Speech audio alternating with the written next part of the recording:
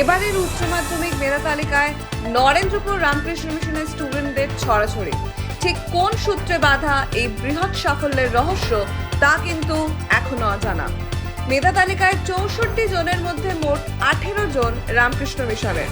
শুধুমাত্র সপ্তম বাদে প্রথম 10-এর মধ্যে সব স্থানে নাম রয়েছে মিশনের ছাত্রদের। ঠিক কারা কারা রয়েছে এই মেধা তালিকায় দেখা যাক।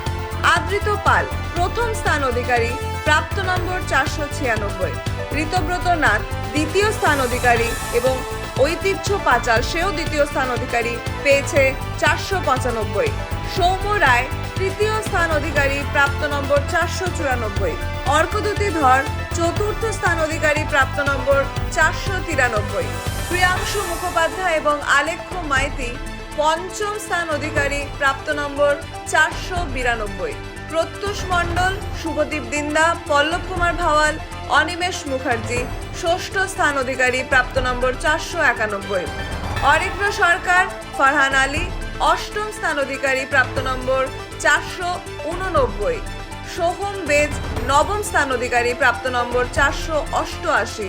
সোহম ভৌমিক, সৃজন পাল, সাগ্নিক ঘটক, মেঘন অধিকারী দশম স্থান অধিকারী, প্রাপ্ত নম্বর 487। দেখুন, আমি এই কথাটি অনেক বছরই প্রায় বলছি। এখনো পর্যন্ত এই এআই এর যুগে আমাদের ছেলেরা মোবাইল ফোনের প্রকোপ থেকে দূরে আছে। প্রকোপ শব্দটা কঠিন শোনালেও এটি খুব সত্য। এই বয়সের ছেলেদের মোবাইলের প্রতি আসক্তির যে পরিমাণ সেটি বেড়ে যায়। তো স্বাভাবিকভাবেই এটিকে একটা নিরবিচ্ছিন্ন মনঃসংযোগ ধরে রাখার জন্য কিন্তু আমাদের এই বিদ্যালয় সেই পরিবেশটি প্রদান করে এবং অবশ্যই ছাত্রদের পরিশ্রম, ছাত্রদের লড়াই, মাস্টারমশাইদের প্রত্যেকের পরিশ্রম, এই সব মিলিয়েই আমাদের হস্টেলে আবাসিক যে সিস্টেমে থাকে ছাত্ররা, সেখানে যারা থাকেন ভবনে হস্টেলে, তারা যা হস্টেল ওয়ার্ডেন আছেন তাদের যে পরিশ্রম, এই সমস্ত কিছু মিলিয়েই এই সামগ্রিক ফলাফল ভালো হয়। স্বাভাবিকভাবেই আমাদের যেটি পরিকল্পনা থাকে যে আমাদের ছাত্ররা হাতে মোবাইল ফোন পায় না, কিন্তু আমাদের ছাত্ররা যাতে আমাদের ল্যাবরেটরি ব্যবহার করতে পারে, ইন্টারনেটের সহযোগিতা পেতে পারে, তার ব্যবস্থা বিদ্যালয়ে আছে এবং সেইখানে খুব রুটিন মাফিক নিয়ম করে ছাত্ররা সেটির ব্যবহারের সুযোগ পায়। সেটি কিন্তু তাদের নিয়ন্ত্রণ করতে সুবিধে হয়।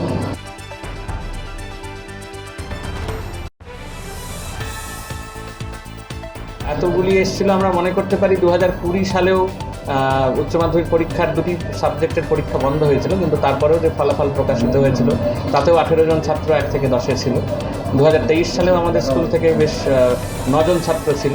2015 সালে একটি খুব ভালো রেজাল্ট হয়েছিল, সেখানেও প্রায় 19 জন ছাত্র 1 থেকে 10-এ ছিল। 2023-এ ফার্স্ট হয়েছিল, আবার 2026-এ।